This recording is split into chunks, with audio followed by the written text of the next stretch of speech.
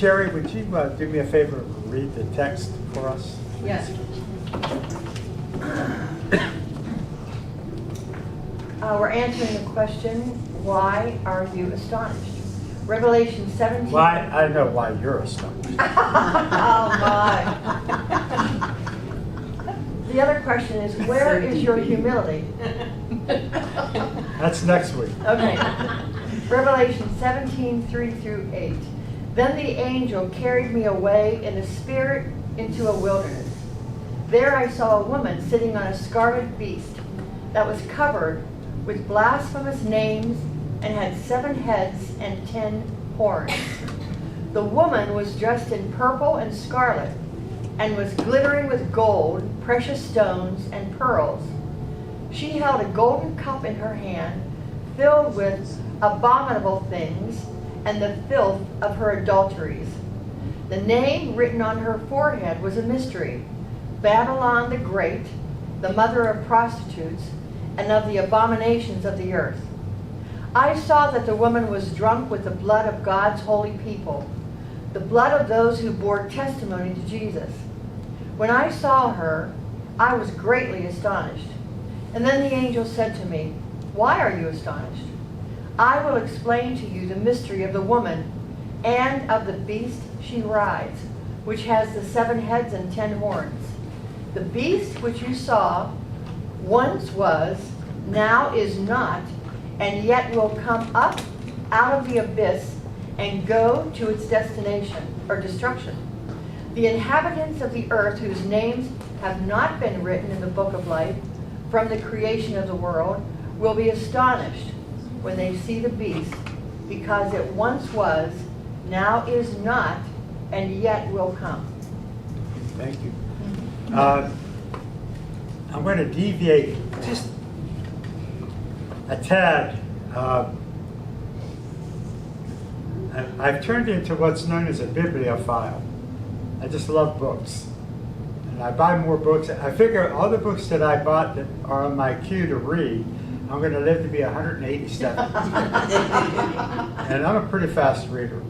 But this past week, well, let me back up. 50 years ago, I took a class on literary criticism, and it was, that might sound like an awful thing, but it is the study of the scriptures, of how they came about. So you look at them not criticizing, but critically. And I remember the class, I took it at Franciscan, and I'm this Baptist kid with all these Catholic guys, and I was obnoxious. I was just, but I had a good time.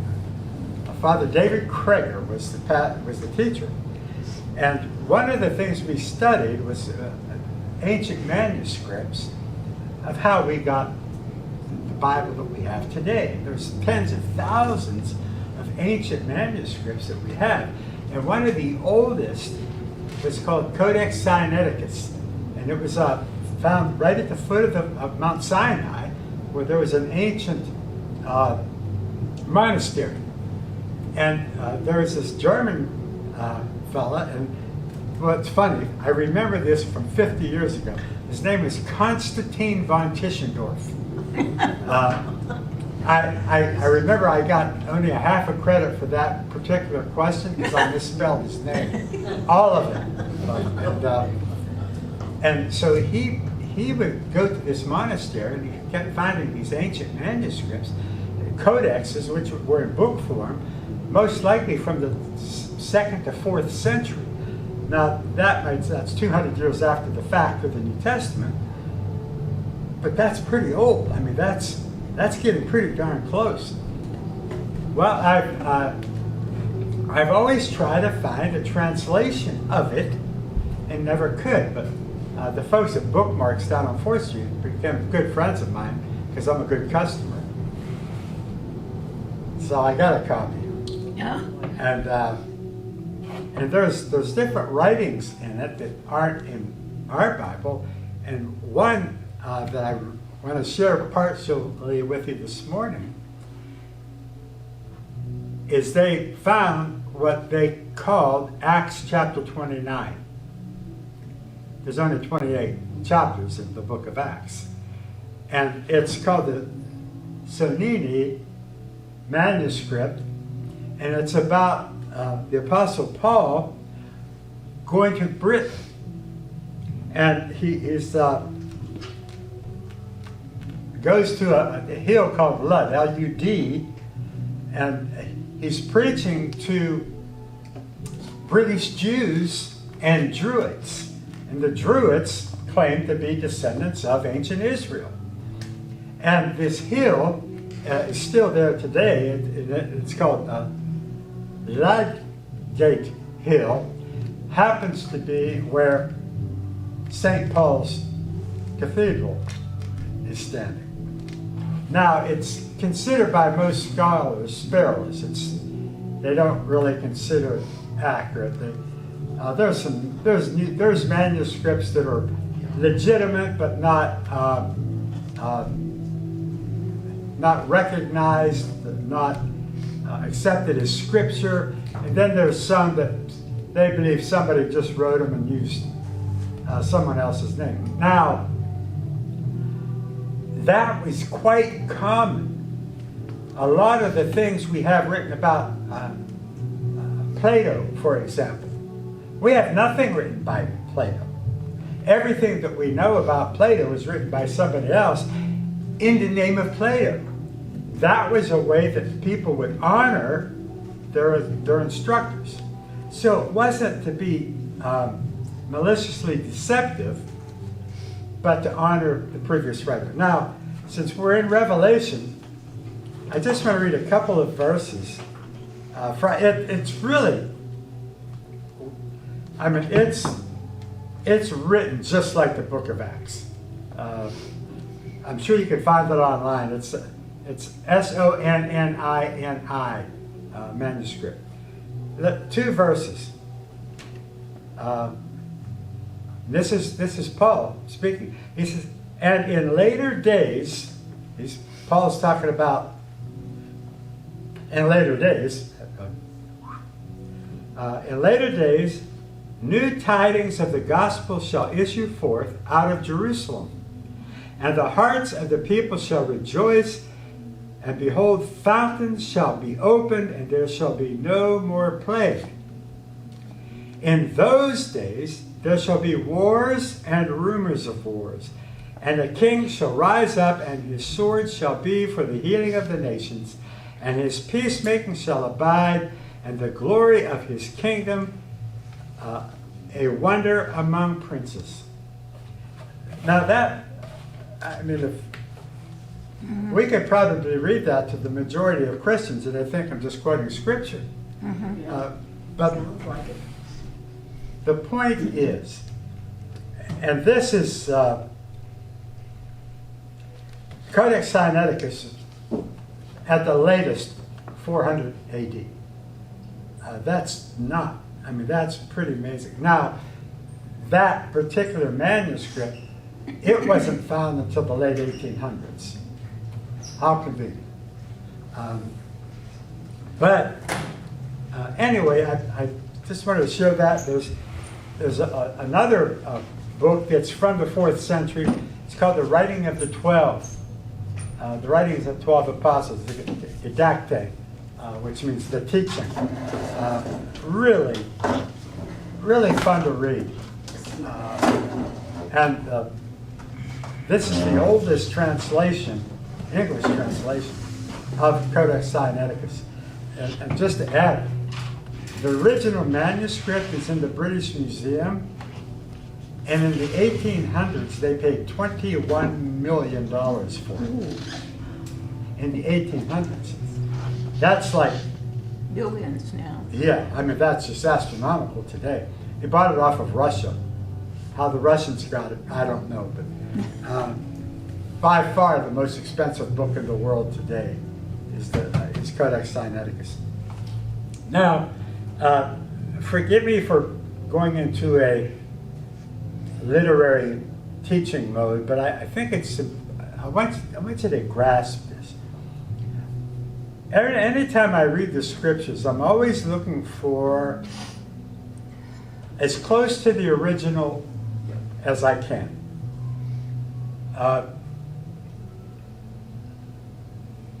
if you know, now, the NIV, New International Version, I don't care for it. Nothing wrong with it. I mean, they did a marvelous job in translating phrase for phrase. For example, you could, it's Rex and Betty came in. Rex, Betty, how are you? Okay, now that would be a greeting. Well, translator could say, Rex and Betty came in and were greeted.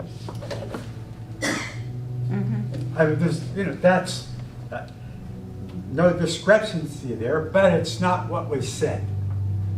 I'd rather have what is said. Now, when I'm looking at our text, and I see in verse 5, Babylon the Great, the mother of prostitutes and of the abomination of the earth, is in capital letters. And I'm wondering, and I probably spent way too much time to look into this. Was that the translators that did that, or was that in the manuscripts? Well, yes and no. If you forget this, fine, but I find that interesting. The oldest manuscripts that we have were written in what's called uncials. Uncals, I believe it's spelled, capital letters. Every word was capitalized, no punctuation at all. No periods, question marks. Matter of fact, question mark wasn't invented until the 15th century. And then the newer manuscripts, or the younger manuscripts, which are still quite accurate. For example, Sinaiticus, up until the 6th century, were written in what's called minuscules, which are lowercase letters, but almost in cursive. And the reason being, it was easier to write, it was easier to follow, it was easier to read, and they started including punctuation. So I said all that to say that it's legit that these are capital letters, and they did that naturally, as we would, is to put the emphasis on what's being said. So in our text, verse 5 is the whole purpose of the whole text. I mean, it's like the blinking billboard. Now,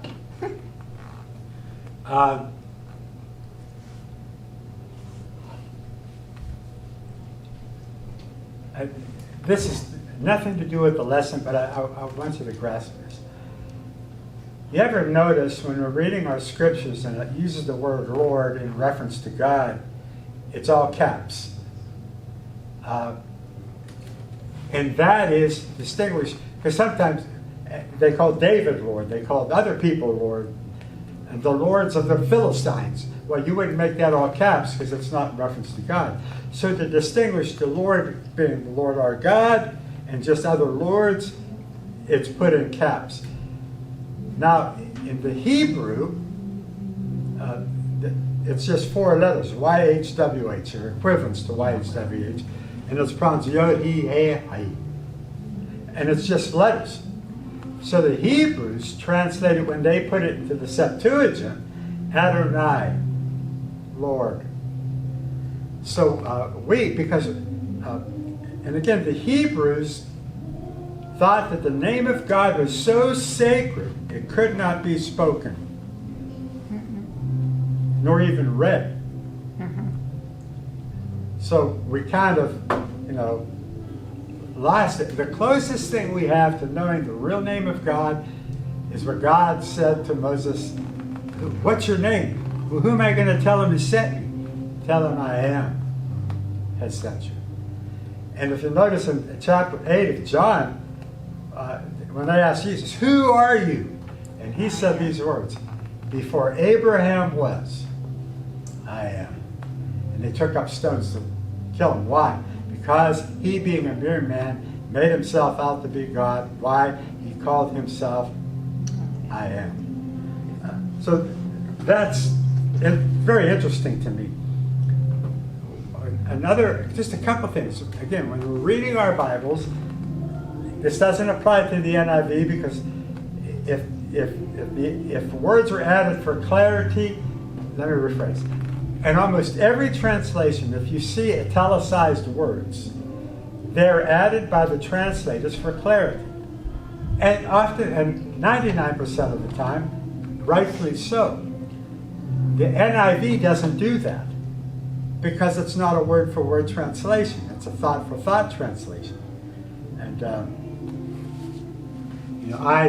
I've been using AI, artificial intelligence, lately, and pretty amazing. I argue with it, and even won a couple arguments. But so be aware when you're reading your Bible and you see an italicized word, try reading that sentence or that text without it. I'll give you an example. The fool has said in his heart, there is no God. There is italicized. The actual verbiage is the fool has said in his heart, no, God. I mean, that's pretty drastic. For a believer, if God gives you a direction and you say no, I don't know of anything more foolish than that. The person who doesn't believe in God, well, that's foolish. But the person who believes in God and says no, in my opinion, is more foolish. Last thought on translations, and I promise until the next time I think about them.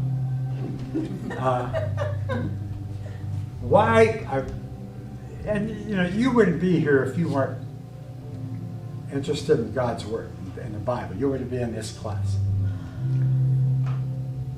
Why the NIV? Why the New International Version? When it first started in 1972, I believe, is the first time it came out. They did a really good job at this. There's been 2 other revisions. They did a revision in 2011 that they took off the market because there was such an upheaval. They neutered the Bible. It never used the word he or she. It always referred to them, us. Now, when God says, God created man in his image, and the image of God he created he, them. We are mankind. And in mankind there are men and there are women. And today there's about 1,000 other things that the fool has said. And I thought, why? This might be a bad judgment. Why the dumbing down of the scriptures? Why not give us the credit, or mankind the credit, or God's people the credit, of being able to understand what was said originally to the best of our ability? And here's why. Most likely, I'll guarantee you, in the 19th century, every pastor could read the Greek and Hebrew, and most likely taught from it. Many of us can remember when pastors were more referred to as reverend than pastor or preacher. Why? They were revered. Because there was a time the most educated people in the community were the reverends. That's why we reverenced them. And the same reason we today gravitate, and boy, I don't want to sound judgmental of it, I'm thankful for it, to the translations like the NIV is the same reason we don't read classical literature. It's above us. You can remember when President George W. Bush had the mantra, no child left behind. You know how you do that? Every child up front has to slow down. You have to dumb down the front so the back can catch up. I'm so glad, boy, I'm not speaking politically, I'm speaking hopefully intellectually, that the Supreme Court downed affirmative action. That if you want to get into a higher education, you have to be able to do the higher education. Mm-hmm. I don't want affirmative action for my brain surgeon. I don't want him to have been let into medical school just for an equivalent of races or genders. I want the best guy to be my brain surgeon. So I said all that to say, with the scriptures, delve into them. Look, I mean, we've got so many tools today. You don't have to have books. You can do it on your phone if you have one, of finding out what the scriptures say and the power of them. So that was free. That was just an introduction to the class. Now let's delve into our outlines. Point number 1. Is the great harlot a person? And if so, why many waters and why the wilderness? Disagree. Then the angel carried me away into the spirit into the wilderness. There I saw a woman sitting on a scarlet beast that was covered with blasphemous names and had 7 heads. Now, when I first read this, I thought it was the woman. The woman had 7 heads. And no, it's the beast that she was sitting on. And 10 horns. And the woman was dressed in purple and scarlet and was glittering with gold and precious stones and pearls. She held a golden cup in her hand filled with abominable things and the filth of her adulteries.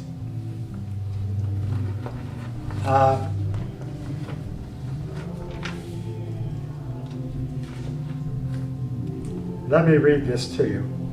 In my research, I found this. According to many scholars, the great harlot, of whom we're speaking here, represents a corrupt and immoral system, sometimes identified as Rome or Babylon. This system is characterized by its wealth, power, and influence, and is portrayed as having committed spiritual fornication by aligning itself with the worldly powers at the time. The exact identity of the great harlot is a matter of debate among scholars. However, there is no universally accepted interpretation. End quote. That came from a program called ChatGPT. Artificial intelligence. I asked artificial intelligence, who is the great harlot in the book of Revelation? And this is the answer a machine gave me. Sherry will correct me later, but let me say it this way. That's as scary as hell. So I've done a lot with AI. I found it in error and corrected it. It thanked me and made note of it and made the correction later on. Why? Because I said so? No, it fact-checked itself. In fact, check what you had told it? Yes. And thanked me for correcting it because I was correct. Can you read again what it said the great harlot was? The whole thing? Well, because when you were reading it, you didn't say what it was until later, and so it was Oh, like. so you weren't paying attention? No, I was like, what is he reading? I didn't understand where you were going. Is it the church? The great harlot? Let's see what it says. Yeah, we'll get to that. Don't get ahead of me, Chuck. I just came in, I'm late. Yeah, you're late. I want a target slip. And you're in trouble already. I wrote him an excuse. Okay, let me read now so you understand. This, let me tell you how, nobody knows how AI works, even the creators of it. But imagine every piece of literature ever recorded it has instant access to. Instant. Pastor Mark sends me his outline every week. I put it in AI, and I said, write this as a story told by C.S. Lewis. And literally seconds, it came out unbelievable. I mean, unbelievable story. I mean, just, I mean, I sent it to Pastor Mark, and he responded one word, wow. Yeah. So anyway, this is from AI. This is from a machine that did research.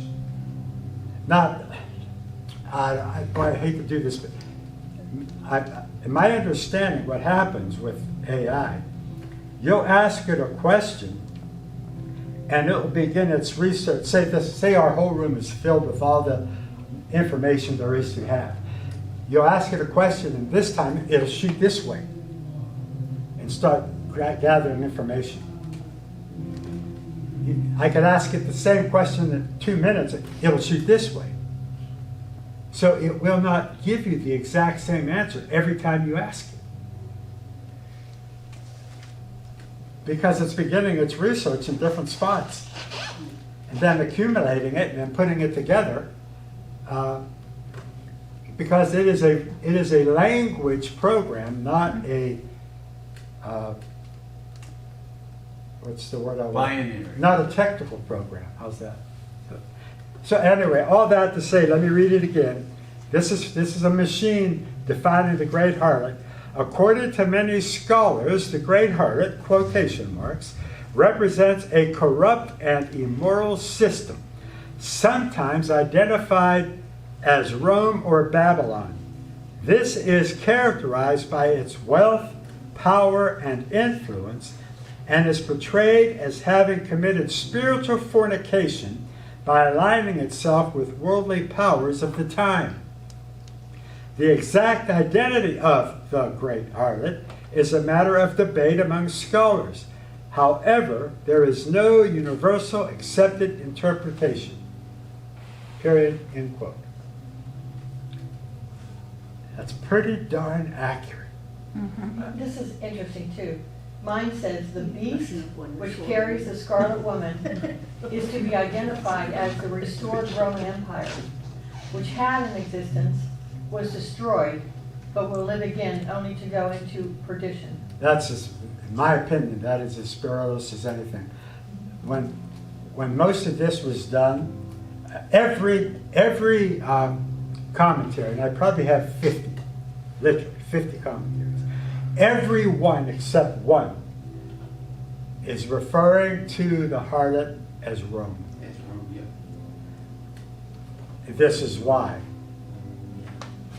They associate Rome with the Vatican. They lean toward the great harlot being a fallen church more than a fallen secular society. I want that to be so wrong. I want that to be so wrong. Because of your Catholic friends? No, because I don't want the Antichrist to come through the church, The fallen church. the fallen church. The fallen church. So,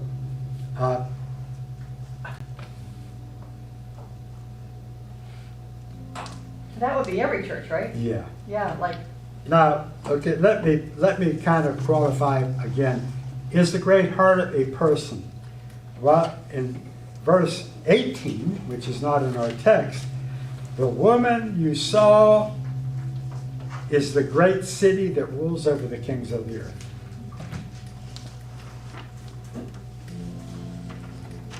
The great harlot is a city. It represents a city. Or symbolically a city. I don't know if that is literal, a literal city. If it is, it's not here yet. There is no city that rules over the whole world right now. In 2001, on September 11th, a lot of pundits immediately, the very next day, Babylon has fallen, has fallen. It's the great harlot. It collapsed. Well, 22 years later, we know that no, it hasn't.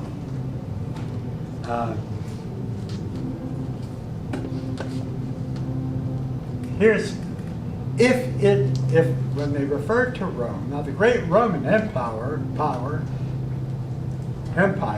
wasn't the church.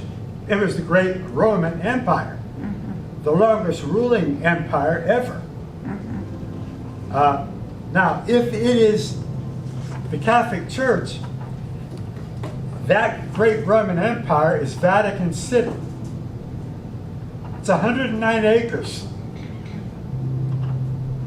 0.017% of a square mile. It's the richest place on earth, too, right? In art, if their wealth is based on the art, can you afford any of it? No. No, it's art. It's marble and paint and stucco. Yes. It's wood, hay, and stucco, but it is art. If it has great beauty and great value. So if it is that little, I often pray for a spirit-filled pope. Do you imagine one evangelical, God-fearing, spirit-filled pope? He changed the world. Mm-hmm. You know, the majority of quote-unquote Christians in the world today are Catholics. I don't know what the exact percentage is. I wouldn't be surprised if it's 60-40. So, I mean, and they follow the Papa. And if he would have that spiritual influence that God would have him to have, as any religious or spiritual leader, change the world. So the possibility, yeah, I think it's there.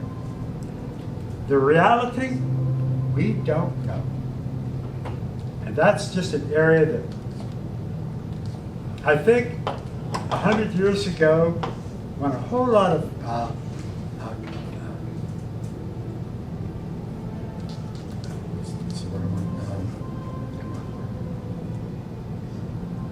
commentaries were written, it all led to Rome. I mean, the great Roman Empire, the Roman Church. I don't see that. Let me rephrase that. I hope that's not so. Number 2. Can we know before she is revealed who she is? I think we just finished that last part. The name written on her forehead was what? A mystery. Mm-hmm. Remember, I've said this a few times. The mystery of God is a mystery. And the mystery of the great harlot is a mystery. What is the closest thing who she is? The great mystery was Babylon the Great, the mother of prostitutes and the abomination of the earth. The key word there is 2 things. It's a mystery and it's an abomination. The word abomination is mentioned in the scriptures 117 times. And I have abominable. That's hard to say. Abominable. I have too many bubbles in there. That's why they call him the Yeti. Yeah, yeah. And the mystery of the great harlot, the mother of prostitutes, the abomination. No, the Yeti of the earth. An abominable thing. Now this is amazing. The word in its use in our text It's a thing of action. It's not an ugly little pencil. It's something that's doing something. It's a feeling of disgust. It's hated. It's loathed. It's horror. It's repugnant. It's disgusting. It's derived from the Latin abomini, always. Now this is great. The etymology of the word abominable, it means this: away from man. Away from man. Thus, beastly. When God created us, He created us in His image. We're pure in how God created us. If you want something to be abominable, it's away from what God wanted us to be. So I looked up a few verses, things that God says are an abomination. Leviticus 18:22. You shall not lie with a male as with a woman. It is an abomination.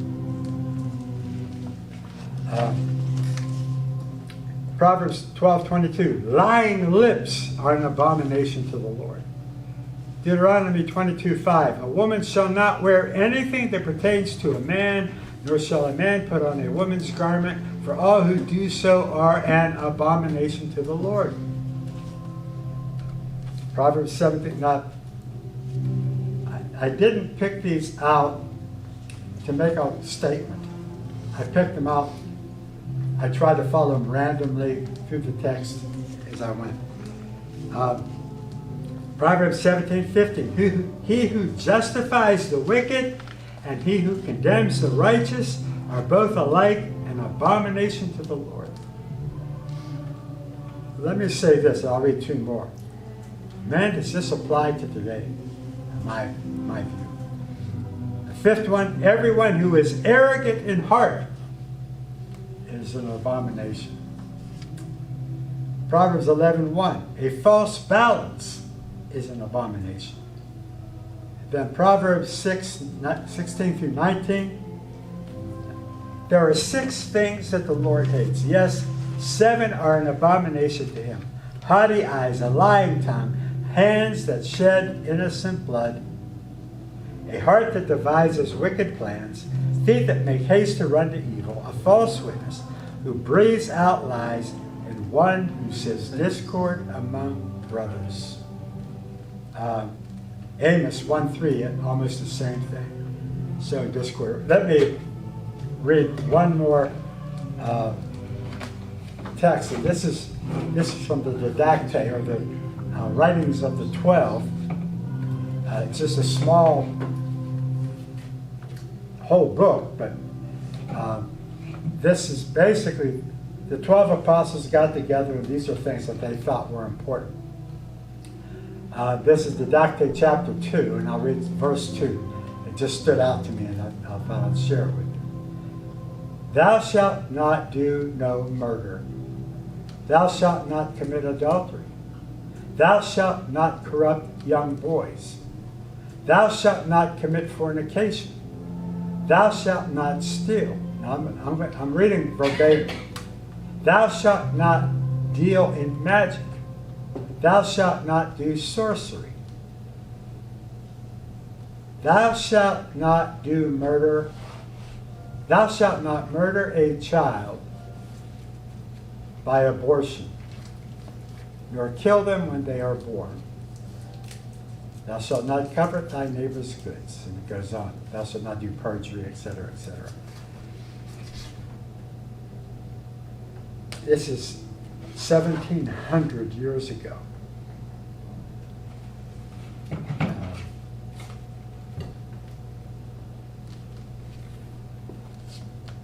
God doesn't change His mind with things that are an abomination. Ever.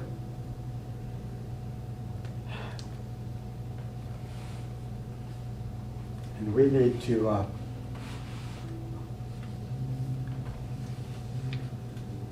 I read this morning, I forget who. It's Tolstoy. He said, it's hard to win, and I'm paraphrasing, he used better words than I'm using. It's hard to win someone you hate.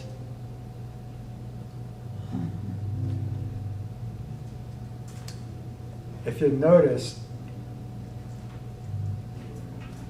okay, none of these verses, and I haven't found one, that any person was an abomination.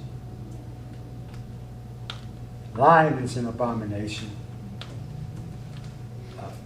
Fornication is an abomination.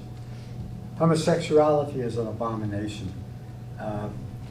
Unjust weights are an abomination. The abominable things are things. And we can hate the thing. But I have a problem. How can I win you if I hate you? How can I love you if I hate you?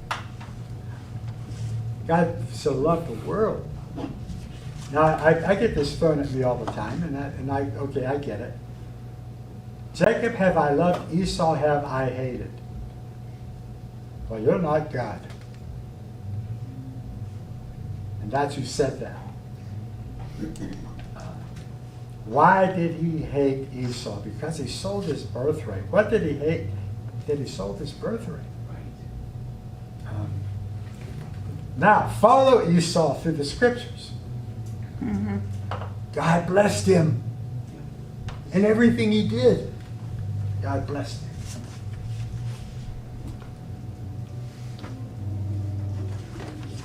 Now I'm preaching, and in a moment we'll receive an offering and have Is a that because he forgave him, or because? What? We don't know that, do we? It doesn't say that he ever forgave Esau. It just says that he blessed him, made him a great nation. And when Jacob came and met him, they blessed each other and basically lived in harmony after that. So what I see, Esau forgave Jacob. My opinion and my carnality, Jacob was a scoundrel. He cheated his brother, lied, deceiver, coming out of the womb. He held his brother's heel, Yeah. Oh, anyway, number 3. Will we be surprised when she, that great harlot, is revealed? I saw that woman was drunk with the blood of God's holy people, the blood of those who bore testimony to Jesus. When I saw her, I was greatly astonished.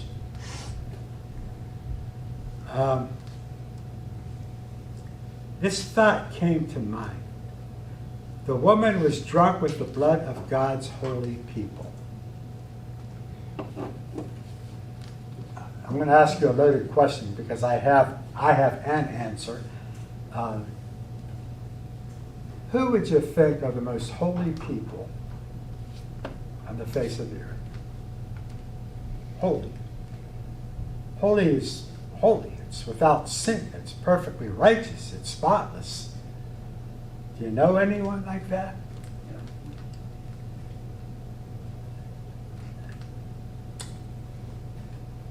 And the holy people are God's saints.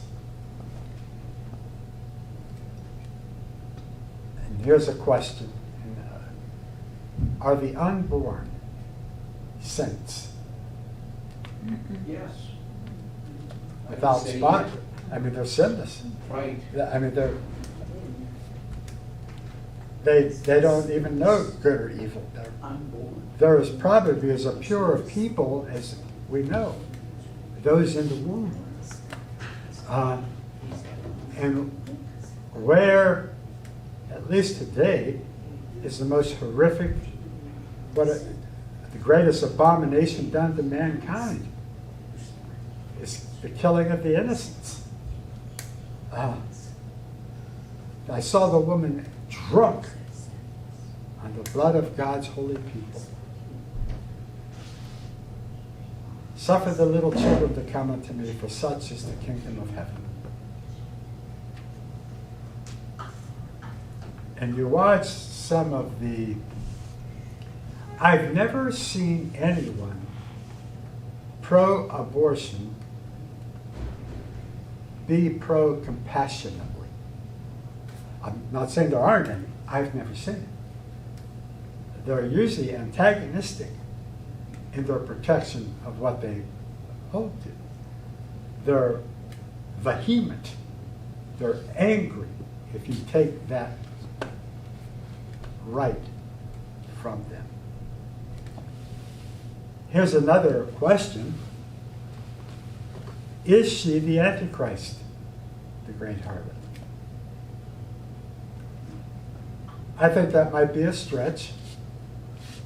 One of the problems of doing what we've been doing is going through the book of Revelation, answering 8 questions. We've passed through a lot of chapters, a lot of verses, focused on the questions in their context. 1 John chapter 2, verse 18, little children, it is the last hour. And as you have heard that the Antichrist is coming, even now many Antichrists have come, by which we know that this is the last hour. Another little deviation, but I think it's important for the context of what we're looking at. Come on, John. It's 60 AD. Jesus has only been dead for 30 years and says it's the last hour. Hey, buddy, that was 2,000 years ago. Do you know when the last hour began? On the cross. On the resurrection. It's the last hour. This is it. Up until that point, we were doomed. We were condemned to sin, and now, because of the last hour, metaphorically, we're in that. And there are many antichrists. Hitler was an antichrist. I think we have political antichrists today. Matter of fact, I think it behooves us to at least be aware to pray. Right now, before the Congress is House Rule 15. This is the basic summation of it. To prohibit discrimination on the basis of sex, gender, identity, and sexual orientation, and for any other purpose. This bill expressly states that the Religious Freedom Restoration Act shall not be a defense.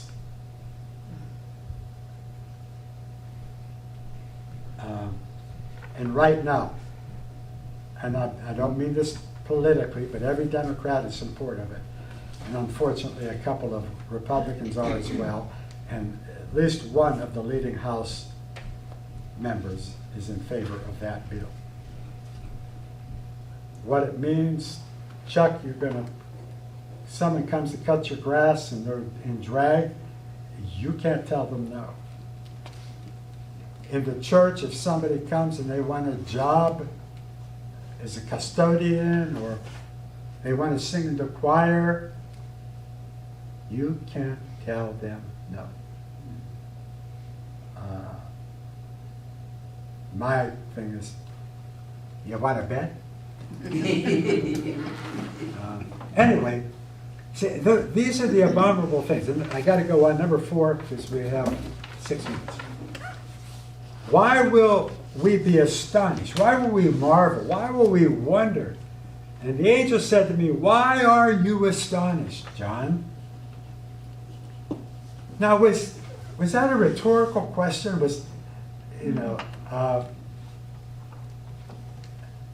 I can't see that being answered in any other way other than, why are you astonished? Why would we be astonished of these things when the scriptures have been pretty clear? Come on, John. You wrote 3 books. You walked with him for 3 years. You were at the cross when you saw him. You saw the resurrected Christ. You saw him ascend. You were there on the day of Pentecost. Why are you astonished, John? I will explain to you the mystery of the woman and of the tent and of the beast she rides, which is the 7-headed and 10 horns. We go back to Daniel, and in every study and every second coming eschatological thought given, the 10 horns are that it's France and Italy. It's the 10 major nations of Europe. Nowhere in all of the history of etymology of the church is the United States ever mentioned. We get no print. And really, if there's anybody, the greatest power in the world, at least for the last 50 years, 60, 75 years, it's been us. We call our president the leader of the free world. Scary. Let me read Daniel chapter 7 to you. Not the whole thing, part of it.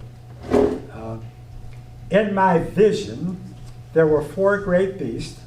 The first was like a lion. It had wings of an eagle. The second beast looked like a bear. It raised up on one of its paws, had ribs in its mouth. The third beast looked like a leopard. It had 4 wings and 4 heads, and it was given authority to rule. The fourth beast was terrifying and frightening and very powerful. It had large iron teeth. It crushed and devoured its victims and trampled underfoot whoever was left. It was different from all former beasts, and it had 10 horns. The 10 horns were 10 kings who will come from this kingdom and after them, and another king will arise, different from the other kings, and will subdue all the other 3 kings. I don't know what that means. Another place it talks about an army of 20 million people. Do you know who has an army of 20 million today? China. Yes, sir. A standing army of 20 million people. So some of the things can fit. But anyway. So will we be astonished? Here's the thing. Boy, this just came to mind. Are we astonished? Are we dismayed with the millions of children that have been aborted? Are we astonished? Are we dismayed with now there's who knows how many genders that are accepted, and you have to accept them? Are we astonished? Are we dismayed with wars and rumors of wars? Are we astonished? Are we dismayed that a gay flag flew over the White House more than once? President Obama had, when they passed the bill that marriage could be between man and woman and woman, they lit up the White House in gay colors. Are we astonished that we've changed the meaning of the word marriage? We redefined it. I mean, if you want a man and a man to live together and have the rights of a married couple, I don't like that, but don't call it marriage. You've redefined the word. And if the foundations are destroyed, what can the righteous do? What are we going to do? Are we astonished at that? I hope that we will be. I hope that we are astonished and astounded and frightened and fearful, not for ourselves, but for our children. Those especially without the saving knowledge of Jesus Christ. I was thinking this morning, forgive me for deviating. If I could have a choice of having someone without the saving knowledge of Christ, of showing them heaven or hell, which one would I want them to see? I don't have the answer to that. I would hope that heaven would be so marvelous that earth would seem to be hell. You know why I think it would be heaven? This is just my thoughts right now. Forgive me for this, but there's nothing to see in hell. It's total alienation, total darkness, total blackness, total soundlessness. It's nothing but eternal torment. How do you show that? You don't. So fear might be the thing that you would try to show somebody, because fear is something that we, Let me ask you this question then, Chuck. Give a thought. What drew you to Christ? The fear of hell or the love of Christ? The fear of hell never entered my mind when I got saved. Right, me either, yeah. When I heard God loved you, sent his son to die for you, I literally, I grabbed Sherry's hand and ran to the altar. I almost jumped the fence, but the guy wouldn't let me. I just go down the steps. Hell was in my thought.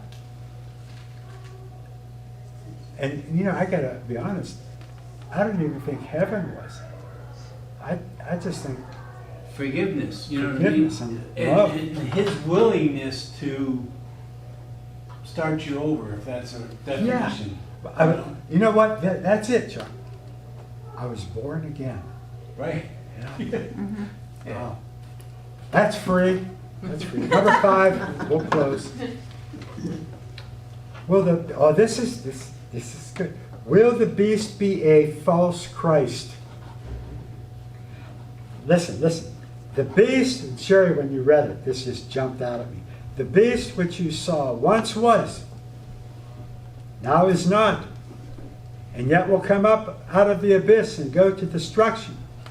The inhabitants of the earth whose names have not been written in the book of life from the creation of the world will be astonished when they see the beast, because it once was, now is not, and yet will come. Revelation 1:8. I am the Alpha and the Omega, says the Lord God, who is and who was and who is to come. The beast once was, now is not, and is yet to come.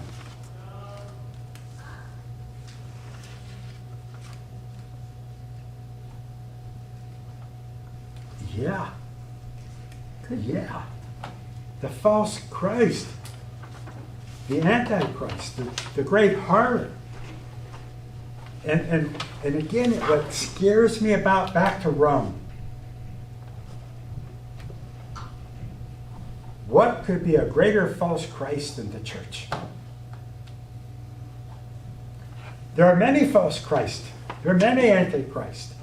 Sherry and I were in Pittsburgh a few months ago and driving by this this most beautiful Methodist church with a gay flag hanging from the top to the bottom.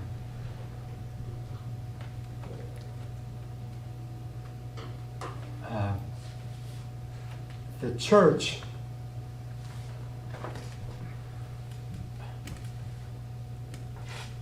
I spoke yesterday morning at a men's breakfast, and I was thinking, and I said this, and I'll promise, I'm going to close with this. Why, Lord, when there was a gay pride parade, why didn't you stop it? Why didn't you at least rain on their parade? Why did it have to be such a sunny and a bright, clear day? On my way home, I couldn't go through Weirton because there was a 4th of July parade. You know what was in the parade? A giant gay bus. The biggest thing in the parade. A rainbow bus. Lord, why don't you stop that? And here's the thought that came to my mind. Because my children have my priority.